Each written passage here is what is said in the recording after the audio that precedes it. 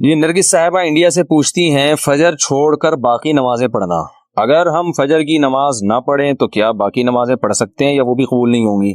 فجر کی نماز نہ پڑھیں تو ایسا کوئی پیکج ہمارے علم میں نہیں ہے کہ جو فجر کی نماز نہ پڑھے اس پر باقی نمازیں بھی اللہ کی طرف سے معاف ہو جاتی ہیں. اس طرح کا کوئی پیکج ابھی تک میرے علم میں نہیں ہے کہ قرآن و سنت میں کوئی اس طرح کا کوئی پیکج نماز چھوڑنے والوں کو اسپیشلی دیا گیا ہو کہ جو ایک چھوڑ دیں وہ باقی بھی چھوڑ دیں. ایسا نہیں ہے. آپ اگر فجر نہیں پڑھتے تو باقی 4 نمازیں پڑھیں، کیونکہ باقی بھی چھوڑیں گے تو اور بڑا گناہ ہوگا، اور فجر چھوڑنا بھی کبیرہ گناہ ہے.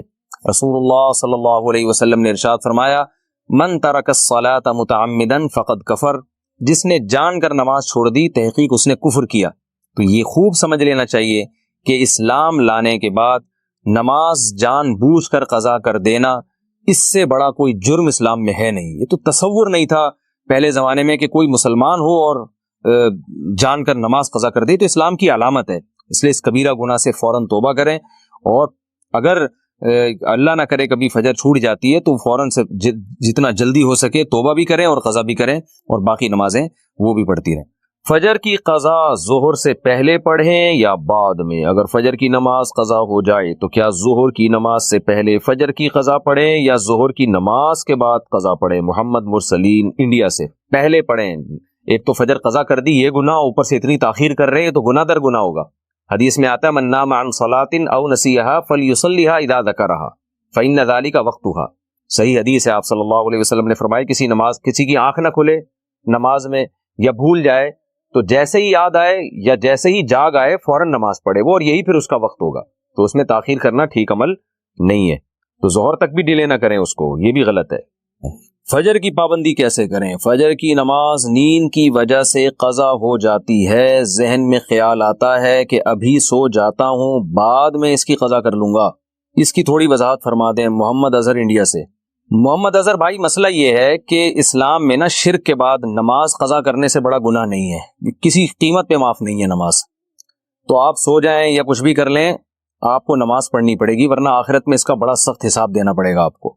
اور فجر کی نماز کی ویلیو اس لیے بھی زیادہ ہے کہ اس میں وہ اس کے ثواب اس لیے زیادہ ہے کہ اس کو پڑھنا مشکل ہے. تو 2 کام میں آپ کو بتاتا ہوں، وہ اگر کر لیں تو انشاءاللہ آپ سے پابندی ہو جائے گی. نمبر 1، صبح اٹھنے کے لیے آپ ایک الارم والی گھڑی لیں جس کے الارم کی آواز بہت تیز ہو، اور وہ آپ جہاں سوتے ہیں نا اس جگہ سے دور رکھیں، کہیں دور الماری پہ رکھیں، تاکہ جب وہ بجے تو اتنی زور سے بجے کہ آپ کے 14 طبق روشن ہو جائیں، اور محلے والے آپ کو بولیں کہ بھائی جا کے اس کو بند کرو. اور دوسری بات یہ ہوگا، دور رکھنے کا فائدہ یہ ہوگا کہ آپ فوراً وہیں سوتے سوتے ہاتھ مار کے بند نہیں کریں گے، بلکہ آپ کو اٹھ کے چل کے جانا پڑے گا اسے بند کرنے کے لیے. تو اتنی تیز آواز ہو کہ آپ دوڑتے ہوئے جائیں اٹھ کے، تو اس سے انشاءاللہ آپ کی آدھی نیند بھی غائب ہو جائے گی اور جو سستی تھی وہ بھی کم ہو جائے گی، اور آپ انشاءاللہ اٹھ بھی جائیں گے. دوسرا کام آپ نے یہ کرنا ہے کہ جس دن فجر کی نماز قضا ہو جائے اس دن آپ نے فجر صبح کا ناشتہ نہیں کرنا ہے. اگر آپ ناشتے کے عادی ہیں تو اس دن کا ناشتہ آپ گول کر دیں سزا کے طور پر. تو یہ بھی ہے. اور اگر آپ ویسے ہی ناشتے کے عادی ہیں، ناشتہ کرنے کا آپ کا معمول نہیں ہے، تو پھر آپ اس دن لنچ غائب کر دیں، بولے آج کھانا نہیں کھاؤں گا میں. تو کچھ سزا دیں اپنے آپ کو، تو اس سے انشاءاللہ آہستہ آہستہ اس بری عادت سے آپ کی جان چھوٹ. قضا نمازیں کس طرح پڑھیں؟ قضا نمازیں کس طرح پڑھنی چاہیے؟ کیا ان کی 5 نمازیں اکٹھے ایک وقت میں پڑھ سکتے ہیں؟ وحید اللہ خان کوہاٹ سے. جی ہاں، ایک وقت میں، ایک دن میں آپ پڑھ سکتے ہیں، ایک ٹائم پہ بھی پڑھ سکتے ہیں. 5 نہیں بلکہ وطر کی قضا بھی واجب ہے، تو وطر ملا کے 6 ہو جائیں گی، تو وہ قضا اکٹھی بھی پڑھ سکتے ہیں. اور نیت یہ کرنی ہے کہ میرے ذمے، جیسے فجر آپ پڑھ رہے ہیں تو نیت یہ کریں میرے ذمے فجر کی جتنی نمازیں لازم ہیں ان میں سے میں سب سے پہلی نماز پڑھ رہا ہوں. تو دوبارہ جب فجر پڑھیں گے تو بھی یہ نیت کریں گے کہ میرے ذمے فجر کی جتنی نمازیں ان میں سب سے پہلی، اس لیے کہ وہ جو پڑھ چکے ہیں وہ تو ذمے میں رہی نہیں ہے نا، تو اب جو ذمے میں رہ جائیں گی ان میں سب سے پہلی. تو اسی طرح پڑھتے چلے جائیں، وطر بھی اور ظہر بھی اور عصر بھی، اور اس میں سنت نہیں پڑھی جائے گی. سنتوں کی جگہ قضا نمازیں پڑھ سکتے ہیں. کیا عصر اور عشاء کی سنتیں غیر مؤکدہ نہ پڑھیں اور اس کی جگہ قضا نماز پڑھ لیں؟ اس طرح نفل بھی نہ پڑھیں تو کیا یہ صحیح ہے؟ محمد آصف صاحب انڈیا سے. جی ہاں صحیح ہے. یہ سنت مؤکدہ تو نہ چھوڑیں لیکن غیر مؤکدہ قضا عمری کی خاطر چھوڑ دیں. کیا صرف فرض نماز پڑھنا ٹھیک ہے؟ اگر کوئی شخص سنت مؤکدہ اور غیر مؤکدہ اور نوافل چھوڑ کر صرف فرض اور واجب ہی ادا کرتا ہے تو کیا اسے گناہ ہوگا اور آخرت میں حساب ہوگا یا نہیں؟ نیز کیا اس کی قضا کرنی ہوگی؟ دیکھیں، نوافل چھوڑ دیتا ہے یا سنت غیر مؤکدہ چھوڑ دیتا ہے تو کوئی گناہ نہیں ہے، لیکن اگر صرف سنت یعنی فرائض پہ اکتفا کرتا ہے اور سنت مؤکدہ کبھی بھی نہیں پڑھتا تو پھر یہ گناہگار ہے، کیونکہ سنت مؤکدہ کو ہمیشہ کے لیے ترک کر دینا علماء کہتے ہیں اس میں گناہ کا خطرہ ہے، اور یہ شخص قابل ملامت ہے، کیونکہ سنت مؤکدہ یہی ہے جس کی تاکید بہت زیادہ ہے۔ جیسے فجر کی 2 سنتیں آپ صلی اللہ علیہ وسلم ہمیشہ پڑھا کرتے تھے، حتیٰ کہ فجر کی سنتیں سفر میں بھی نہیں چھوڑی آپ صلی اللہ علیہ وسلم نے۔ تو باقی سنتوں کا بھی جو مؤکدہ ہے ان کا اہتمام ضروری ہے، کبھی کبھار چھوٹ جائیں تو کوئی حرج نہیں ہے اس میں، جیسے سفر میں چھوڑ دیں یا کوئی ایمرجنسی ہے یا بہت زیادہ تھکاوٹ ہے، کبھی کبھار چھوڑنے میں کوئی۔ مسلمان کتنا ہی گناہگار ہو، اس کائنات کو جو چلانے والا، بنانے والا، جنت جہنم پیدا کرنے والا، اس کو مانتا ہے کہ اللہ ہوں میں تیرا، بے شک نالائق ہوں، بے شک نافرمان ہوں۔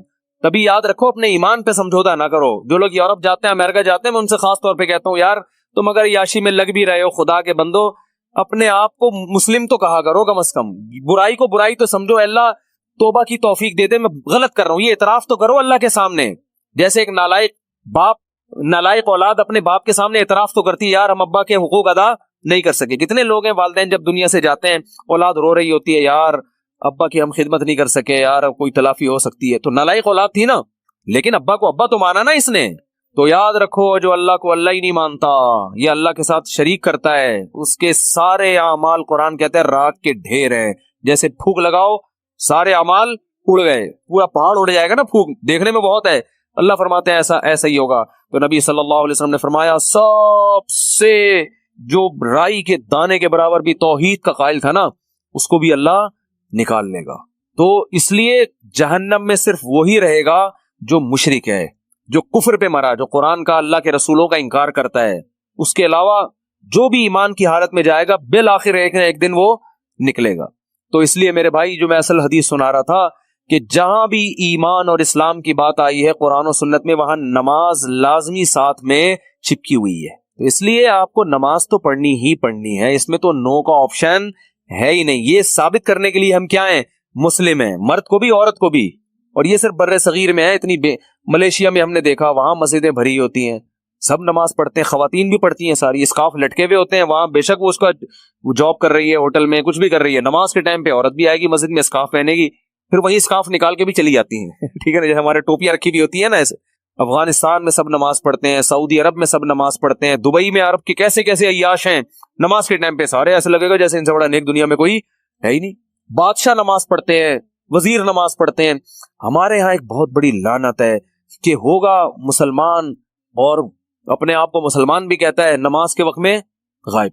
تو اس لیے امام احمد ابن حنبل جو بہت بڑے مجتہد ہیں، ان کا یہ فتویٰ ہے کہ ایک نماز بھی جو جان بوجھ کر چھوڑ دے گا اسلام سے خارج ہو جائے گا۔ اگرچہ جمہور کا یہ فتویٰ ہے کہ خارج نہیں ہوتا، کفر کے قریب ہو جاتا ہے وہ، لیکن امام احمد بن حنبل کی کوئی کم حیثیت تو نہیں ہے نا۔ سعودی عرب میں انہی کو فالو کیا جاتا ہے، شیخ بن باز، شیخ صالح العثیمین سعودیہ کے مفتی اعظم رہے ہیں، ان کا فتویٰ اب تک چلو یہی آ رہا ہے کہ ایک آدمی اگر فجر کی نماز کے لیے الارم نہیں لگاتا، اس نے صبح 8 بجے آفس جانا ہے، رات کو سویا صبح 8 بجے کا الارم لگا کے، تو یعنی اس نے پکا ارادہ کیا ہوا ہے کہ میں نے فجر میں نہیں اٹھ رہا۔ ایک تو ہوتا ہے نا آنکھ کھلی نہیں، ارادہ تو تھا نہیں کھلی آنکھ، پکا ارادہ کیا ہوا ہے، انہوں نے کہا یہ اسی وقت مرتد ہو جائے گا، کیونکہ اس نے پکا ارادہ کر لیا ہے نماز کے قضا کرنے کا، پکا ارادہ کر۔ وہ یہاں تک ان کا فتویٰ ہے کہ مرتد ہو جائے گا اس کو اگر توبہ نہیں کرتا اور توبہ کا اعلان نہیں کرتا باقاعدہ، تو اس کو مسلمانوں کے قبرستان میں دفن کرنا بھی جائز بولو نہیں ہے، اس کا نکاح بھی ٹوٹ گیا۔ اگرچہ جمہور اس کو نہیں مانتے، لیکن امام احمد بن حنبل کی بھی تو ایک بڑی ویلیو ہے نا، اور عبداللہ بن مسعود کی بھی کم ویلیو نہیں ہے۔ وہ فرماتے ہیں ہم نبی کے دور میں کسی بھی جرم کو یہ نہیں سمجھتے تھے کہ انسان کافر ہو جاتا ہے، نماز کو ہم یہ سمجھتے تھے کہ کوئی چھوڑ دے تو اسلام سے خارج ہو جاتا ہے۔ اس لیے عرب میں شراب پینے والا بھی نماز پڑھتا ہے، کیونکہ مسلمان میں بہرحال کچھ بھی ہو اسلام کا نام اپنے آپ سے ہٹانا پسند نہیں کرتا۔ اور آج ہم نے دیکھا ہے مسجدوں کے ساتھ گھر ہیں، نماز کے لیے نہیں آ رہے، اور سفر میں تو نمازیوں کو دیکھا ہے نمازیں چھوڑتے ہوئے۔ ذرا آج کل پیپر ہے تو جی چھوڑ دو نماز، بھائی پیپر میں نماز چھوڑنا کہاں سے جائز ہو گیا؟ جاب میں باس کی طرف سے اجازت نہیں ہے آپ چھپ کے نماز پڑھیں، آپ کہیں کرسیوں کے پیچھے چھپ جائیں، کہیں بھی کریں۔ میں تو یہاں تک میں نے لوگوں کو مشورہ دیا، بعض جو غیر مسلم کنٹریز میں لوگ وہ کر رہے ہیں نا، جاب کر رہے ہیں باس کی طرف سے بعض جگہوں میں، ورنہ وہاں پرمیشن ہوتی ہے، اجازت نہیں ہے، تو میں ان سے کہتا ہوں بھائی کہیں بھی چھپ کے چلے جاؤ، کچھ بھی کرو، اگر نہیں پرمیشن ملتی چھپ کے بھی نہیں پڑھ سکتے تو جاب چھوڑ دو، بس جاب کیا کرو چھوڑ دو، جاب نہیں، پھر جاب جائز نہیں آپ کے لیے، فرض نماز تو پڑھنی پڑے گی آپ، जॉब ही नहीं कर सकते आप, कहीं भी जाओ, कहते हैं कहाँ जाके, मैं भाई वॉशरूम में पढ़ लो, वॉशरूम में पढ़ लो। वॉशरूम का मतलब ये नहीं कि वो फलश के ऊपर, वो तो जगह का पाक होना जरूरी है ना। इंतहाई आखिरी दर्जा ये है कोई मुसल्ला रखो अपने साथ ताकि जगह पाक हो। ये ऐसा नहीं कि वॉशरूम में नमाज पढ़ना शुरू कर दें, हराम है, नाजायज है वॉशरूम में नमाज पढ़ना। लेकिन अगर कोई सूरत नहीं बनती, कुछ भी नहीं है, जाए नमाज ले जाओ भाई छुप के, जहां नहाते हैं ना जिस जगह पे, उस जगह मुसल्ला बिछा के नमाज पढ़ लो। ट्रेनों में नमाज नहीं छोड़ सकते आप। मैं तो कोई ज्यादा नेक आदमी नहीं हूं, लेकिन एक दो वाकयात में लोगों को सिर्फ मोटिवेट करने के लिए। एक दफा हम भावलपुर से चढ़े ट्रेन में, जब मैं ट्रेन में चढ़ा हूं भावलपुर से, तो फजर की नमाज का टाइम हो रहा था और रश इतना था, हाजियों की उस वक्त फ्लाइटें बहुत जा रही थी, कराची से ही जाती थी, मुल्तान एयरपोर्ट नहीं बना था उस वक्त। तो इतना रश था कि जैसे ही हम ट्रेन में चढ़े हैं तो अब पता चल गया कि बस ऐसे बिल्कुल सीधे, जगह ही नहीं, रश इतना ज्यादा। अब फजर की नमाज, वुजू मैंने पहले कर लिया था एहतियातन, तो अब वहां मैंने कहा भाई नमाज पढ़नी है। लोगों ने कहा यहाँ जगह नजर आ रही है, सूफी साहब, लोग फिर ताने देना शुरू कर दिया, सूफी तो नजर नहीं आ रहा है, यहाँ को नमाज पढ़ेगा, पागल हो रहा है। और अच्छा सफर में, लोगों ने कहा भाई सफर में माफ है, बाद में तोबा कर लेना, कज़ा पढ़ लेना। ये बड़े अच्छे अल्फाज होते हैं लोगों के ना, यानी उनकी नजर में कि तोबा कर लेना। ओ भाई तोबा तो कहां से, अगर ऐसा ही होता तो अल्लाह कहते नमाज पढ़ लो, नहीं पढ़ते तो तोबा कर लेना। पढ़नी है, कसा नहीं करनी है। इन्नस्सलात कानत अलल मुमिनीन किताबम मवक़ूता। अगर नमाज छोड़ने की मेरे भाई कहीं गुंजाइश होती तो मैदान जंग में लड़ते हुए जब गोलों की घन गरज और तलवारों की चमक हो, उसमें अल्लाह इजाजत दे देगा कज़ा कर लो। वहां इजाजत नहीं दी है। अल्लाह ने फरमाया नहीं कोई सूरत बनती, सवारी पे बैठो, घोड़े का जहां रुख है उसी तरफ रुख करके नमाज पढ़ो, वहां इजाजत नहीं दी। और आगे अल्लाह ने इसकी वजह बयान की है कि मैं इसलिए कह रहा हूं यहां पढ़नी है कि नमाज सिर्फ पढ़ने का हुक्म नहीं है। इन्नस्सलात कानत अलल मुमिनीन किताबम मवक़ूता। नमाज मोमिनीन पर मुकर्ररा औकात में फर्ज है। ये इसलिए जवाब दिया कि आप कह सकते थे अल्लाह जब जंग खत्म हो जाएगी फिर पढ़ लेंगे ना आराम से खुशू खुजू के साथ, अभी जंग हो रही है, अल्लाह अभी क्या, जब जंग खत्म हो जाए कज़ा पढ़ लेंगे, बाद में टाइम गुजर जाएगा, फिर बहुत डबल सजदा करेंगे, हम बहुत लंबे लंबे क़याम करेंगे। अल्लाह फरमाते हैं नमाज मुकर्ररा औकात में फर्ज है, वो टाइम गुजर जाएगा अगर जंग खत्म होने का इंतजार करोगे। बहुत मुश्किल है भाई, नहीं आ रही समझ में तो जैसे जिंदगी को फरिश्ते बहुत अच्छी तरह से उर्दू में भी समझा देंगे कब्र में। वो कहते हैं ना मैं नहीं बताऊंगा, तो लोगों ने कहा अब तो आपको सब बताना पड़ेगा। और हकीकत है मैं उनका किसी का मजाक नहीं उड़ा रहा, सबके साथ होगा। जो भी कहता है मैं नहीं बताऊंगा, तो जब दुनिया से जाएगा तो सब कुछ बताना पड़ेगा, उसको सब बताना पड़ेगा भाई। तो मैदान जंग में अल्लाह कह रहा है कि नमाज मोमिनीन पर मुकर्रर औकात में फर्ज है। तो मैं ट्रेन में खड़ा हुआ था, मैंने कहा, उन्होंने कहा भाई यहाँ तो जगह नहीं है। अच्छा मेरी उम्र भी ज्यादा नहीं थी, तो वो ऐसे ही, थोड़ी उम्र हो तो लोगों में रोब भी होता है ना। उन्होंने कहा कोई जगह नहीं है। मैंने कहा तो पड़ेगा भाई, क्योंकि हम तो कैसे छोड़ दें भाई, और सुन्नतें अब चलो मजबूरी है छोड़ देता हूँ, 2 फर्ज तो पढ़ने हैं। लोगों ने कहा जगह नहीं है। मैंने कहा जगह बन जाएगी, क्योंकि फर्ज जो नमाज में फराइज अदा करना बहुत आसान है। तो मैंने क्या किया, वो जगह चूंकि लोगों के चप्पल थे तो उसमें खतरा था कि नापाक होगी, तो एक चादर थी मेरे पास, वो मैंने ऐसे नीचे डाल दी, बिछाने की भी जगह नहीं थी। नीयत बांध ली, अंदाजा पहले लगा लिया था किबला किस तरफ है। नहीं तो आप आजकल तो मोबाइल पर ऐसी एप्स आ रही हैं, उससे फौरन पता चल जाता है किबला किस तरफ है। अंदाजा था मुझे, रुख किया हमने। अब यूं करने में तो कोई नहीं रुकावट डालता ना, यूं करो, नियत बांध लो भाई। अगर हाथ उठाने की भी जगह नहीं है तो हाथ ना उठाओ, ये रफुल यदैन तो कोई वाजिब नहीं है। अल्लाहू अकबर कह लो और नियत बांध लो। हाथ बांधने की जगह नहीं, हाथ छोड़ के खड़े हो जाओ भाई। सूरह फातिहा पढ़ी, सूरत मिलाई, रुकू में जब आप घुसे रुकू करेंगे, तो मैं सोता था W11 कितनी भी भरी हुई हो, कंडक्टर जब एक दरवाजे से चढ़ के दूसरे दरवाजे पे किराया लेके निकल सकता है, तो हम इतने रश में सिर्फ एक रुकू की जगह हमें क्यों नहीं बन सकती। तो रुकू हमने किया, झुकना है ना रुकू में, झुक जाओ, लोग खुद ब खुद साइड पे हो जाते हैं भाई। उसके बाद आप जब सजदा करो तो सरदा नाम है, वैसे तो प्रॉपर सजदा करना चाहिए, जगह नहीं है तो भाई माथा किसी तरह जमीन पे टिकाना है। आप माथा जमीन पे टिका दिया जाके, तो 2 रकत तमीज से अल्हम्दुलिल्लाह पढ़ ली, खड़ा हो गया मैं। फिर लोगों ने कहा यार ये, मैंने कहा हो गई बस, 2 फर्ज पढ़ने थे, हो गए, ऐसी की तैसी, जो मर्जी करना है, जो उखाड़ना है उखाड़ लो सही है ना, क्योंकि तुम्हें तो खुद चाहिए जगह दो ना। और बाज दफा लोगों को शर्म आ रही होती है, हम सबके सामने नमाज पढ़ेंगे, लोगों ने तो बहुत बड़ा सूफी है। तो याद रखो शर्म इन कमबख्तों को आनी चाहिए जो नहीं पढ़ रहे, इन कमबख्तों को आनी चाहिए। भाई तुम भी तो ईमान के दावेदार हो, अगर तुम ये कहते हो कि हम इस्लाम को नहीं मानते तो फिर पूरा इस्लाम से रिश्ता खत्म करो। फिर आप वसीयत में लिखो कि मुझे ईसाइयों के कब्रिस्तान में दफन करना है, मुझे हिंदुओं के मेरी चिता को आग लगाई जाए ठीक है ना, ये लिख के जाओ। जो नमाज नहीं पढ़ता लिखे کہ بھائی میں چونکہ نماز نہیں پڑھتا اور میں مانتا ہوں یہ ٹائم ویسٹنگ ہے اور یہ کیا مولویوں نے نماز رکھا ہوا ہے، تو لکھو کہ میری چتا کو، ایک ہندو ابھی مسلمان ہوا ہے تو میں نے، وہ مجھے کہہ رہے تھے کہ میں لائیو سب کے سامنے کلمہ پڑھوں گا نا، تو میں نے کہا چلو ہمارے بیان میں آپ کو لائیو ہم لے لیں گے. بیان سنتے تھے، اللہ کا شکر ہے وہاں انڈیا میں ان کو ایمان کی توفیق ملی، تو ہندو ہونے کے باوجود میرے بیان بڑے شوق سے سن رہے تھے، کہہ رہے سنتے سنتے میرا دل کیا کہ میں مسلمان ہو جاؤں، اللہ تعالیٰ قائم رکھے.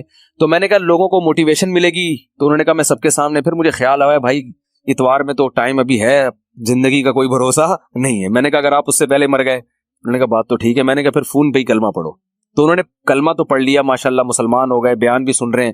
لیکن انہوں نے کہا میرے لیے سب سے بڑی آزمائش یہ ہے کہ ہندوؤں میں جب ماں کا انتقال ہوتا ہے تو بڑا بھائی ہے جو چتا کو سب سے پہلے آگ لگاتا ہے. میں سب سے بڑا ہوں اور میری ماں کی طبیعت بہت خراب ہے، بظاہر ایسا ہی لگتا ہے کہ وہ دنیا سے جانے والی. تو میں نے تو ان کو سمجھایا اپنی ماں کو مسلمان کر لو. کہہ رہے وہ نہیں ہوگی، وہ نہیں ہوتی. کہنے کا میرے لیے مسئلہ یہ ہے کہ ان کے انتقال کے بعد چتا کو آگ سب سے پہلے میری ذمہ نہیں لگائی تو پورا خاندان کھڑا ہو جائے گا. اب ان کا کیس چل رہا ہے، میں نے ان کو مولانا کلیم صدیقی صاحب کا نمبر دیا ہے ہندوستان میں کہ ان سے رابطہ کریں، وہ آپ کی مدد کریں گے. تو ہندو تو چتا کو آگ لگاتے ہیں بھائی، جو نماز نہیں پڑھتے. تو آپ بھی اگر نہیں مانتے نماز کو، جو زیادہ تر یہ فواد چودھری معذرت کے ساتھ اس طرح کے لوگ بار بار علماء کو برا بڑا کہہ رہے ہوتے ہیں نا، ان سے کو آپ وصیت لکھو کہ میرے مرنے کے بعد کوئی مولوی میرے جنازے کے قریب نہیں آئے گا، میری نماز جنازہ کوئی مولوی نہیں پڑھائے گا. تو یہ سب پھر مولوی سے اگر آپ نے دستبرداری کا اعلان کرنا ہے تو پھر پورا مولوی لیس ہو جاؤ آپ، صحیح ہے نا. تو اپنے مفاد کے لیے مولانا آ رہے ہیں، نکاح پڑھانے کے لیے مولانا آ رہے ہیں، چلو نکاح تو عدالتیں بھی پڑھا دیتی ہیں، جنازے میں سب سے زیادہ تو آپ پھر اپنا جنازہ پڑھواؤ یا تو پڑھواؤ ہی نہیں، کیونکہ تو مولوی نے ہی بتایا نا جنازہ ہے، یا تو پڑھواؤ نہیں. اگر پڑھوانا ہے تو مائیکل جیکسن ٹائپ کا کوئی آدمی ہونا چاہیے، لبرل بالکل، جو موسیقی کا، کیونکہ آپ نے یہ بھی ایک دفعہ ارشاد فرمایا تھا کہ علامہ اقبال بھی موسیقی سنتے تھے، قائد اعظم بھی، مولوی کی طرح تھوڑی تھے عجیب سے. تو پھر کوئی ایسا ہی گلوکار ملک کا جو سب سے بڑا ڈانسر ہو وہ آپ کا نماز جنازہ مٹک مٹک کے پڑھائے. پھر اللہ سے دعا کرو بھائی نماز سے اللہ ہمارا رشتہ قائم کر دے. تو اذان پر ابھی بیان باقی ہے کہ اتنی اللہ کو یہ عبادت پسند ہے نا کہ پیدا ہوتے ہی اللہ کان میں اذان کہلوا دیتے ہیں. اس کے بعد جو ندائیں صبح فجر میں آواز گونجتی اللہ اکبر حی علی الصلاۃ الصلاۃ خیر من النوم، پھر اللہ کہتے ہیں ظہر میں دوبارہ یاد دلاؤ، مؤذن کو کہتے ہیں جا اسپیکر پہ بٹن آن کر بولتا رہے بس تو. لوگ کہیں گے کہ یار جب نماز کا ٹائم ظہر کا 1:05 ہے تو بتانے کی ضرورت کیا ہے. اللہ کہتے ہیں ان کی باتوں میں مت آنا. 1:05 ہے تو 1:45 پہ بتا دینا ان کو کہ 15 منٹ رہ گئے، 20 منٹ رہ گئے. فجر کا ٹائم روزانہ اناؤنس ہوتا ہے، آج 6:30 پہ، آج 6:45 پہ اناؤنسمنٹ ہوتی رہے گی. اللہ کہتے ہیں اتنی اناؤنسمنٹ کافی نہیں ہے، ہر دفعہ پوری اذان ہوگی، حی علی الفلاح، آؤ کامیابی کی طرف، آؤ نماز کی طرف. حج میں اعلان نہیں ہوگا، رمضان کا اعلان نہیں ہوگا، اعلان کرنے والوں کو برطرف کر دیا، ہلال کمیٹی سے نکال دیا ٹھیک ہے نا. نماز کا ہر دفعہ اعلان ہوگا، اور اتنی اذانیں ہوتی ہیں نا پوری دنیا میں کہ ایک سیکنڈ کے لیے بھی دنیا اذان سے خالی نہیں ہوتی، دی جا رہی ہے اس وقت سے. تو یہ اس لیے کہ اللہ کی نظر میں اس کی اہمیت اور ویلیو بہت زیادہ. اللہ کہے گا ابھی اس مؤذن کو کہا ہے صرف ان کو سناؤ، زبردستی کسی کو لے کے نہیں آؤ مسجد میں، ابھی زبردستی کا ٹائم نہیں ہے، ابھی حساب و کتاب کا ٹائم نہیں ہے. تم نے حی علی الصلاح حی علی الفلاح کہہ دیا، اللہ کی کبریائی بیان کر دی، ان کی مرضی آئے نہ آئے. تم گھر تک تھوڑی جاؤ گے بیل بجا کے، بھائی میں نے تمہیں حی علی الصلاح کا تمہیں سمجھ میں نہیں آیا کیا، انگلش میں بتاؤں میں تمہیں؟ نہ مؤذن کے لیے جانا کیا ہے ناجائز. علماء نے لکھا ہے کہ جب اذان ہو جائے نا تو کسی اور طرح سے دعوت دینا جائز نہیں ہے، کیونکہ یہ اللہ کی دعوت کمپلیٹ دعوت ہے. اب آپ اخپل طریقے سے مائک بھونپو ہاتھ میں لے کے لوگوں بلانے، جیسے بعض جگہوں پہ ہم نے دیکھا مسجدوں میں اذان ہو جاتی ہے، پھر ایک اردو میں اذان شروع ہو جاتی ہے، حضرات اذان ہو گئی ہے، مسجد میں اتنے بجے ٹائم ہے، آپ کو بتائے آپ آ جائیں، مرنا ہے ایک دن اٹھنا ہے، وہ پورا پروگرام شروع ہو جاتا ہے نا. چلو زندگی میں کبھی ایک آدھ دفعہ ہو جائے تو ایک الگ بات ہے، لیکن مستقل بنیادوں پہ بھی بعض مسجدوں میں ہو رہا ہے ہمارے. چھوڑو رہنے تو اس لیے علماء نے کہا اللہ نے پراپر رکھی اس لیے کہ دوبارہ کسی اور دعوت کی ضرورت نہ ہو. تو اب اللہ کہتے ہیں اب آنا ہے آ، نہیں آنا نہیں آ، یہ حساب میں آخرت میں لوں گا کہ تو اتنا ڈھیٹ 1400 سال سے فضاؤں میں ہر نماز کے ٹائم پہ یہ ندا گونجتی ہے. نہ سردیوں میں اس میں ناغا ہوتا ہے، نہ گرمیوں میں ناغا ہوتا ہے، نہ راتیں لمبی ہوں تو ناغا، نہ راتیں چھوٹی ہوں. حتیٰ کہ سفر میں بھی اذان کا حکم ہے، اذان کہو، پھر جنگل میں اکیلے نماز پڑھو اذان کہو. یہ ایسی اللہ کو ندا پسند ہے بھائی، یاد دہانی لازمی کراؤ. تو اس لیے بھائی یہ اس بار دعوت، اذان کی اہمیت نہیں پتہ چلتی، اس سے نماز کی اہمیت پتہ چلتی ہے.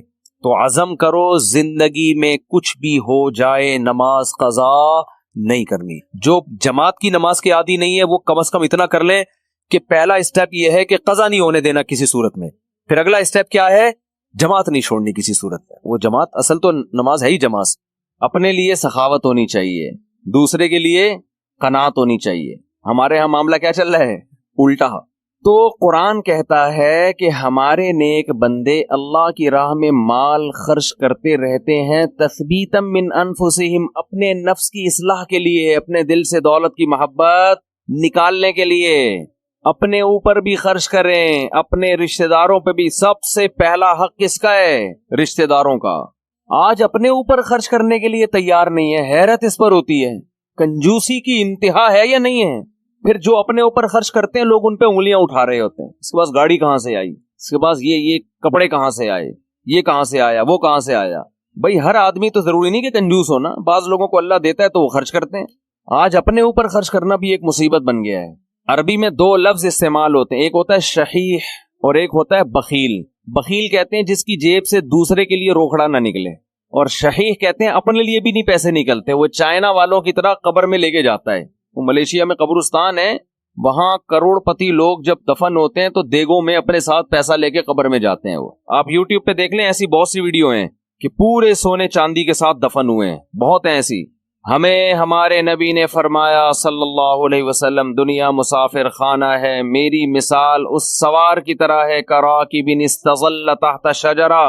ایک مسافر سفر کرتے کرتے درخت کے نیچے لیٹ گیا ہو, تھوڑی دیر سستانے کے لیے, آرام کے لیے, اس کے بعد اس نے موو کرنا ہے یہاں سے.